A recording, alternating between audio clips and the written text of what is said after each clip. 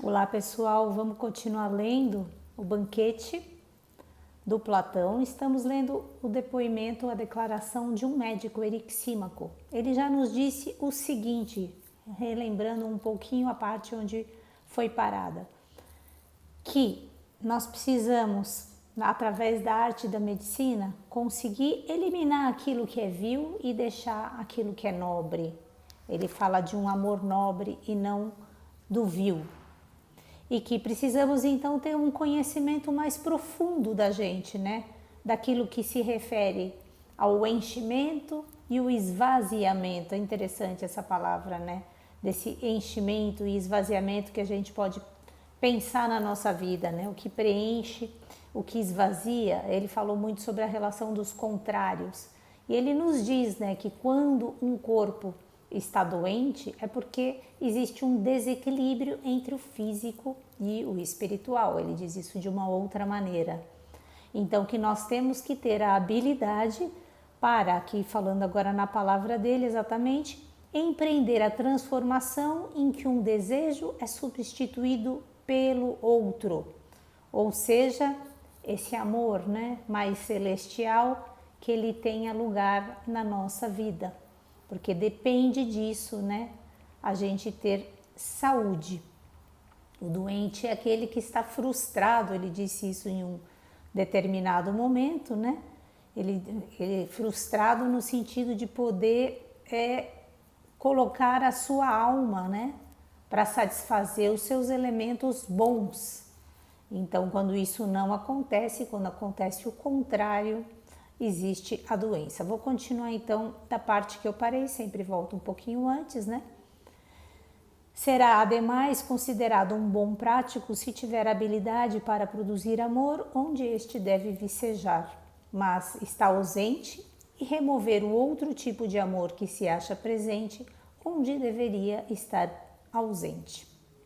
Continuando.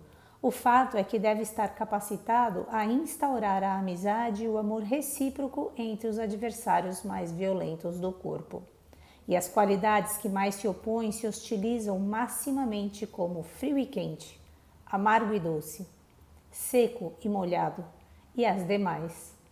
De fato, foi por conhecer como fomentar amor e concórdia entre esses contrários que nosso ancestral Asclépio, como atestam esses dois nossos poetas, e como eu pessoalmente creio, constituiu esta nossa arte. Conclui-se que toda a medicina é conduzida por esse Deus, bem como a ginástica e a agricultura. Também a música, como é evidente, até para os menos curiosos dos observadores, enquadra-se nessa mesma situação. E talvez fosse isso que Heráclito quisesse dizer com suas palavras, embora sua maneira de se exprimir certamente não prime pela clareza. Heráclito de Éfeso, tá? Que viveu em torno de 500 a.C. Vamos continuar. Dizia ele que o uno em, abre aspas, discordância consigo mesmo, entra em acordo como a harmonia do arco ou da lira. Fecha aspas. Ora, é totalmente irracional propor uma harmonia em discordância ou que haja sido formada a partir de elementos ainda discordantes. Talvez, entretanto, ele tenha querido dizer que a harmonia foi criada pela arte da música com base no grave e no agudo que antes eram discordantes, mas que posteriormente entraram em acordo. De fato, é certamente impossível haver harmonia de agudo e grave enquanto ainda discordantes, pois harmonia é consonância e consonância é uma espécie de acordo. Então a gente aprende com a natureza, né? Esse é o objetivo de tantas falas sobre a música, sobre a poesia, sobre outras artes, sobre a natureza, porque a gente vai aprendendo a extrair daquilo que existe, do que é dado na natureza e o que é dado nas grandes artes, né? Como é que se compõe uma harmonia. E no momento em que a gente percebe que a harmonia ela não existe da discordância, né? a gente vai tentando ver em nós aquilo que discorda. Mente, por exemplo, de emoções, de fala, de ato. Às vezes não estamos tão integrados no sentido de que falamos, pensamos, sentimos e agimos com a coerência o tempo todo. E aí, quando existe essa discordância, não existe como existir esta unidade. Tá bem claro isso que ele está dizendo, né? E basta a gente pensar em nossas vidas e o que está acontecendo, inclusive na nossa sociedade. E o acordo de coisas em discordância, enquanto permanecem em discordância, é impossível. Por outro lado, se uma coisa discorda, porém sem impossibilitar o acordo, é possível que seja harmonizada. É o caso do ritmo, o qual é produzido somente quando o rápido e o lento, anteriormente discordantes, posteriormente são levados ao acordo.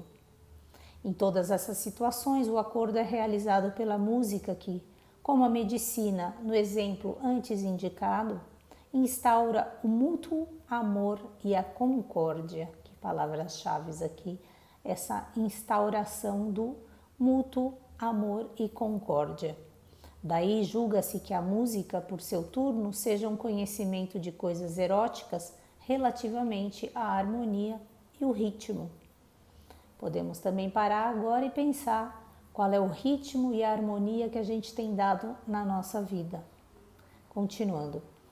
Essas coisas eróticas podem ser facilmente discernidas no próprio sistema de harmonia e ritmo. Não obstante, aqui o eros duplo está ausente. Contudo, quando consideramos a aplicação do ritmo e da harmonia ao público humano, quer mediante a composição do que chamamos de melodias, quer reproduzindo corretamente mediante o que é conhecido como educação musical, canções e medidas já construídas, confrontamo-nos aqui com uma certa dificuldade que exige o concurso de um bom prático. Em última instância, chega-se à mesma conclusão. O amor das pessoas decentes ou daquelas passíveis de ser melhoradas por esse amor deve, nesse sentido, ser promovido e preservado. Trata-se do amor nobre, celestial, do Eros da musa Urânia. O outro é proveniente de Polímnia, a musa das várias canções, e é o comum, aquele Eros baixo, né? Que está só ligado às sensações, à fisicalidade, aquilo que é passageiro, temporário. Ao fruir dos prazeres dele, devemos agir com extrema cautela para não incorrermos no deboche, tal como em nossa arte atribuímos grande importância a empregar corretamente o apetite no sentido de saborear uma boa refeição sem desencadear efeitos posteriores negativos à saúde. Portanto, na música, na medicina, bem como em qualquer outra área humana ou divina, temos que nos manter vigilantes tanto quanto possível em relação a um outro tipo de eros, pois ambos estão aí presentes. Tá claro que eles estão aqui em nós e precisamos fazer escolhas. Por isso precisamos ter harmonizada a nossa mente com o alto, né? Uma mente superior e não a mente voltada para baixo, para os pequenos desejos. Continuar só mais um parágrafo. Observai como mesmo as estações do ano estão repletas de ambos. Como as qualidades a que me referi há pouco, o quente e o frio, o seco e o molhado, quando reunidos pelo amor ordenador e alcançando uma harmonia de temperatura ao se combinarem, convertem-se em agentes de fertilidade e saúde para seres humanos, animais e plantas, não sendo responsáveis por qualquer mal. Quando, entretanto, o Eros desregrado assume o controle das estações do ano, o resultado é dano e destruição. Nestas condições costumam disseminar-se pragas e muitas outras variedades de enfermidades que atingem animais e vegetais, igualmente irrompem geadas, chuvas de granizo e manga, que são efeitos da cupidez e desordem das relações eróticas, que são, por sua vez, objeto de estudo, em conexão com os movimentos dos astros e as estações anuais da ciência, que chamamos de astronomia. Eu vou parar por aqui, né? Tá claro, a gente pode inclusive observar hoje, né, exatamente esse descontrole, né, com esse aquecimento global, por exemplo. Quando não existe esta possibilidade desta harmonia, começam a surgir pragas, doenças que são próprias desse calor. Então a gente pode pensar o tempo todo, né, como é que a gente faz para fazer essas harmonias, as harmonias dos contrários, porque vivemos na dualidade onde está dada a dualidade, tá claro, o frio e o seco, né? Como ele diz aqui, desculpa, o frio e o quente, né? O seco e o molhado, né? Então, nós temos que ir alcançando essa temperatura média em nós, né? É como quando a gente está febril, né? Não pode ser demais quente e também não podemos estar com baixíssimas temperaturas. Ambos causam um desequilíbrio interno. Então, precisamos estar sempre, né, buscando recorrer àquilo que nos traz para essa ordem de grandeza desse Eros maior, né? Daquilo que é divino em nós. E só existe uma forma de fazer isso, que é não lendo, mas vivendo, se observando com muita atenção quais são os nossos gostos hoje, como é que estamos agindo pela vida. E aí a gente vai percebendo e vai tendo o amor como o ordenador. O amor e a concórdia. É muito lindo esse pedaço, né, desse livro. Então continuamos amanhã, se Deus quiser. Bye bye, pessoal.